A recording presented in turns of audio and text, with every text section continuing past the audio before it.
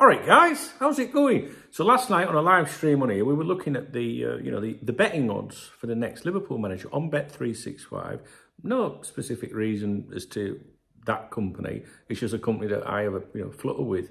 And obviously, if you're going to track something, betting odds on a particular market, then you stick with one company. So right from the start of Jurgen Klopp announcing his decision to leave Liverpool Football Club, I've just been tracking the betting odds on there, as you know. And I wasn't expecting to see any changes, but out of fucking nowhere, there was a huge change, and that was for a chap called Sebastian Hoeneß. Some of you will have heard of him before. He has been mentioned with us albeit weekly, as in not much. But all of a sudden, from fucking nowhere, he's just gone boom straight in to the fourth favourite, which is incredible, really. So you got Xabi Alonso at 8-11, Ruben Amorim at 3-1, Roberto De Zerbi 5-1, Pep Lijnders 9-1. He came down recently, not again. He came down once, and then Sebastian Hoeneß, which he's actually leapfrogged Julian Nagelsmann. Who I think, is an outsider for the job. And guys, this is, Ruben Amorim is the big change in all of this, if you followed these kind of updates from the start. But this Sebastian Hoeneß is, I'm like pronouncing names, I'm probably pronouncing it wrong, is a huge development, okay? And all it signifies really is that someone's lumped on, right? That a lot of money's suddenly gone on him, and there has to be a reason for that. It's not football fans betting with the heart, like they do with Alonso or whatever. Someone somewhere has heard something, in my opinion. But I don't want you to go down the route of, that means that you're trying to suggest. No, I'm not trying to suggest anything. Someone's just heard something. It might be something as simple as his agent saying there's been a little inquiry. Would we or would I be willing to speak as Liverpool are looking at, a range of candidates? It could be something along those lines that's put out there so that it circulates the German media, maybe put a bit of pressure on Alonso, for example. There's fun and games in football, right? So it doesn't mean he is a definite candidate, but someone somewhere has heard something for that change. And we're not talking about, a manager that's been, in that sort of area, moving up or down a little bit with little transactions here and there, This is someone that's just fucking appeared from nowhere. Now, he's the current manager of Bundesliga club VfB Stuttgart. He's 41 years of age, a former player. Now, I don't want to read out the articles that I went over last night on the live stream, because we would be here for a very long time. So what I'm going to do is, if you want to learn a little bit about him, is, excuse me, I'm sorry. There is an article on Bundesliga.com, and if you search on Google the following words, you should find it straight away, right? Who is the young German coach transforming VfB Stuttgart's fortunes? I'll say that one more time. Who is the young German coach transforming VfB Stuttgart's fortunes? And it opens with success written into his DNA. It's no wonder Sebastian Hoeneß has turned VfB Stuttgart from relegation fodder into top 4 contenders. And basically, he's one of Germany's most promising young coaches. And it tells you about his background. And there's various articles out there I read last night that are saying if Alonso wasn't doing what he was doing at Bayer Leverkusen at the moment in Germany, all focus would be on this guy. It says here he coaches a bit like Hansi Flick, an exponent of a 4-2-3-1 formation. He strikes the necessary balance between defensive stability and expansive attacking football. he has great faith, you know, and invest time in the youngsters and things like that. You know, this development is sensational, said Bayern chairman Herbert Hainer. He said he and his team deserve the greatest respect for the fact we won the 3rd tier. More and more talent is knocking on the first team's door. Our academy work is increasingly becoming a great source of young talent. This is, you know, from obviously from his past. Karl-Heinz Rummenigge, the former Bayern CEO, when he was talking about the reserve team's table-topping efforts when he was, you know, in charge of that stuff. And he said what Sebastian and his team achieved is fantastic. The VFB sporting director, you know, talking about now, Fabian Walchmuch, says Sebastian puts his heart and soul into what we're doing at Stuttgart and accepts the framework he's working in. No question, his appointment has been a real success. And his uncle, who is called Uli, I can't remember what it was. I know he was Bayern general manager and president, but he's an honorary something or other at Bayern Munich, because he's been mentioned with Bayern Munich as well. So his uncle is, you know, a big cheese at Bayern Munich. It's difficult to, you know, like pick points out of an article just like that for you. So again, I would recommend just Googling who is the young German coach transforming VfB Stuttgart's fortunes. Now, away from that, on the members website, yesterday when I was updating the members about all of this, I just been trying to work out why he's appeared. I see that The Athletic included him in a piece yesterday titled, "If not Xabi Alonso, then who?" Analysing Liverpool's Plan B managerial options. So The Athletic run an article and included, you know, stuff about him. And it says here, if it were not for the performances of Alonso's Bayer Leverkusen, Sebastian Hoeneß would be on the lips of far more people due to the job he's done at Stuttgart this season.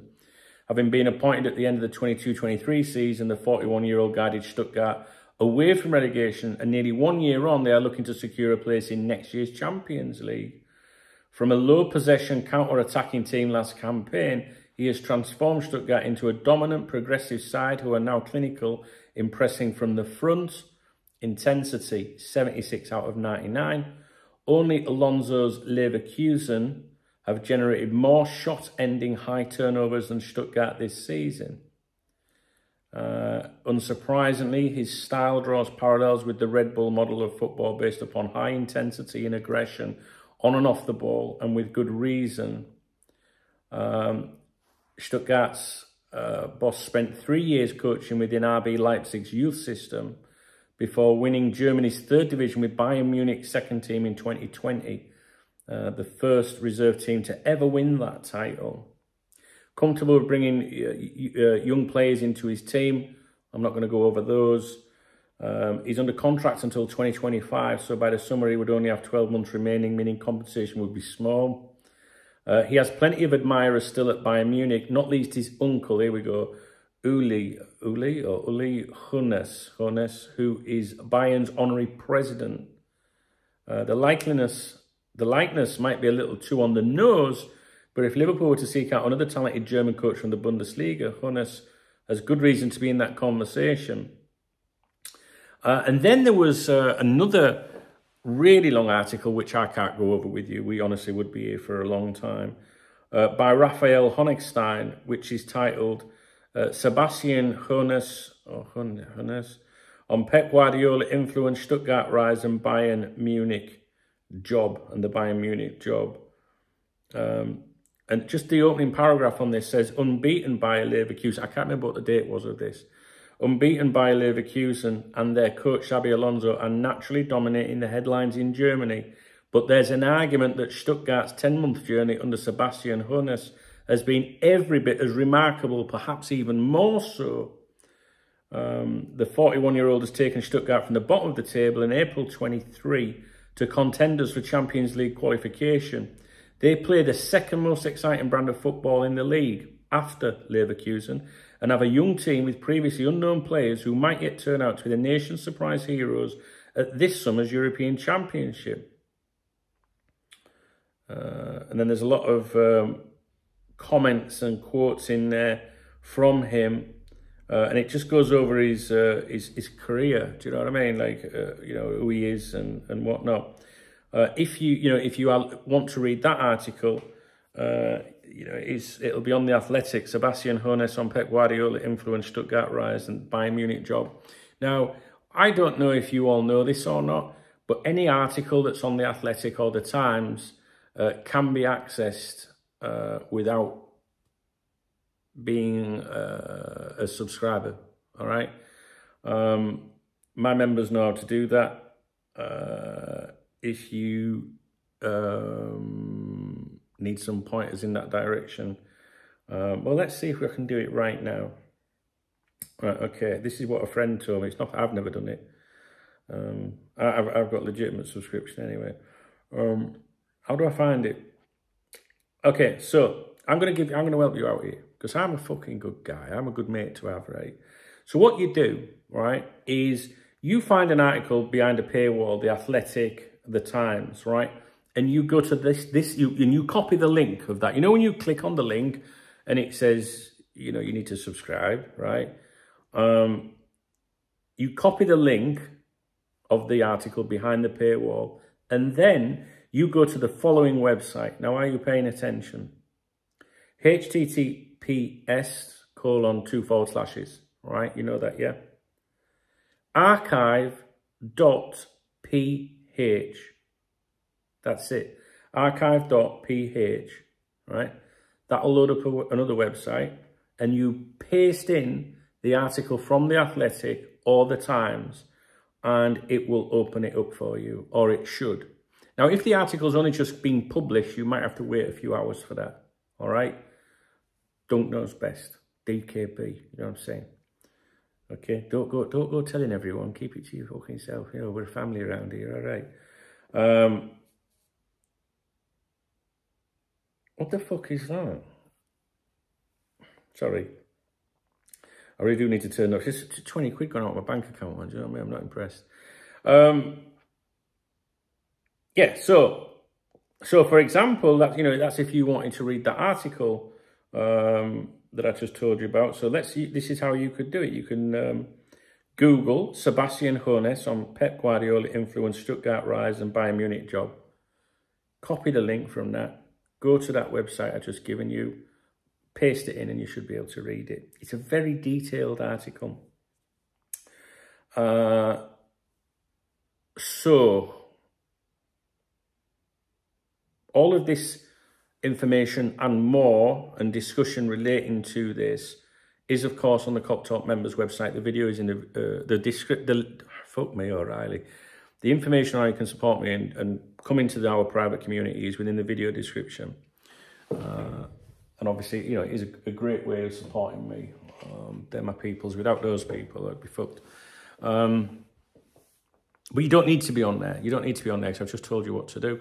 So it's interesting, guys, I think. I think it's interesting. I personally still think it's Alonso's job. Like, I still think that Ruben Amorim may have, like...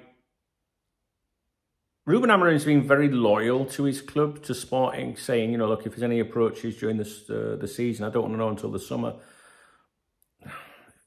I'm sure he knows about this situation. There are suggestions that Hulk Hogan went and met his agent, or representatives, or a third-party agent, or a third, whatever, his fucking dog, whatever, in Madrid.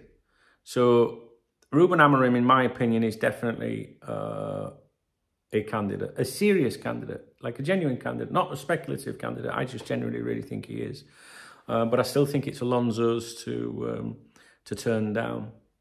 However, if Edwards comes back, he might have a different opinion. He could be more of an Amorim man. And this is what I'm saying. I said in a video earlier today, there's all these different things at the moment that come into play with these decisions that the owners are going to have to make. Our fine owners, FSG. I don't like them, guys. I never liked them. I didn't like them the minute they bought the club. I didn't like them when we won the Champions League. I just don't like them, all right? And it's God, I have to go over every time I say something, I have to explain it. I just don't like people that are not football people that just want to make money out of us. Do you know what I mean? So anyway, that's by the by. Despite not liking them, I don't walk around with FSG out, you know, placards or whatever. I ain't got the energy for that, really. They're our owners, and I do actually believe that they will make the right decision on this. I think they will. But you never fucking know with these people. Did you hear that? What was that? I don't look. It's some fucking depressing message. So yeah, I think that they've got a lot of things to consider at the moment, because the various appointments in terms of a spurting, no, fucking hell, hashtag no homo, the various, you know, whoever they appoint as a sporting director might greatly influence who needs to be appointed as a manager. And if the owners have their preferred candidate and a sporting director candidate has his, and they're not on the same page, it's like, right, okay, what do we fucking do? Same with the sporting director situation. You know, because there's talk, obviously, of Edwards coming in with more control, maybe taking over from Hulk Hogan, for example, who was just being given this new role within FSG. Oh, I don't know. Do I need to repeat all this shit? I think you know all that. I think there's just so many different fucking possibilities right now. I don't think it's as simple as some people think as, right, we'll have him as manager, we'll have him as sporting director. Because if they want Edwards, they're going to have to change, restructure everything. Then they might still need a sporting director, right? You know? And then Edwards might say, well, I want Amorim, and you're giving me more control. And the owners might be like, well, it makes more sense to go with Xabi. Do we then let it? Do you know what I mean, guys? I just think that I genuinely really do think that all of that stuff is happening right now, where they're just sat there. But imagine you sitting there with a couple of mates and saying, what we're going to do. We really want Edwards back. Imagine that. Imagine that if you said to yourself, I really want Edwards to come into the club in some capacity, but I want Alonso to be manager. And imagine if you couldn't agree on that, you know, with your mates. Well, you can only have one or the other. It's Alonso or Edwards. Who are you taking? Who are you taking? That's a serious question for you right now. Who are you taking? But maybe they're talking, you know, that's the whole point. Get around the table and say, yeah, but this is what I think. Someone somewhere at some point has to give up and say, all right, we'll do this then. And I think we'll probably see that. Maybe something between the international break that's forthcoming. All right, so this guy's boom, straight in, guys, like fucking out of nowhere. And there has to be a reason for that. So someone's uttered his name somewhere. That's the best way of saying it. And somewhere's put some fucking money on for it to do that. All right. I'll be honest with you, I'm a little bit tired now, so I don't know if I'm going to do any more videos today. I've been dealing with some shit, you know. If you watched one of my earlier videos earlier, I got an email just saying my dog in England's really poorly, so I've got to deal with that, and it's just kind of knocked me for a bit today. I'm a bit tired now, you know what I mean? I don't see that dog anymore. It's in England with my ex. But I miss her. It's just made me a bit sad, you know what I mean? So it's kind of knocked me a bit, to be honest with you, but be all right. We will do a stream later, right? Tonight, about 7 UK. All right, guys. Let me know what you think about this guy. Do you know anything about him? I mean, I'll be honest with you. I think I read one of the articles out last night on the stream, and we were all like, but maybe it's part of the process, or maybe it's part of the game to let people think that they're maybe not as powerful as they think in the running for the job. And also, don't forget that Hulk Hogan is said to have gone to Germany during the same week that he was said to have gone to Madrid in Spain. So Madrid, Spain, we believe, was to do with Ruben Amorim. The Germany trip the same week, no one's put a name to anything. So that, you can think of 3 people straight away. Do you know what I mean? We don't know. No ITK bullshit around these parts. We're just going to be honest, and we listen, and between ourselves collectively, we often get it right, don't we, guys? You know what I mean? All right, I'll see you in a bit. If you appreciate the video, please give it a thumbs up. Please drop me a comment. And you know what? I don't want a coffee and I don't want a beer. So I really want a vodka. So hit the fucking super thanks button. Get me a vodka, will you? That's what I'd say to you if I was sat in a pub with you right now. If you went, do you want a drink? Don't go get us a fucking vodka beer with you. Shit there. You know what I mean? All right then. See you tonight, 7 o'clock. I'll try and do another video because there's something else I want to talk to you about.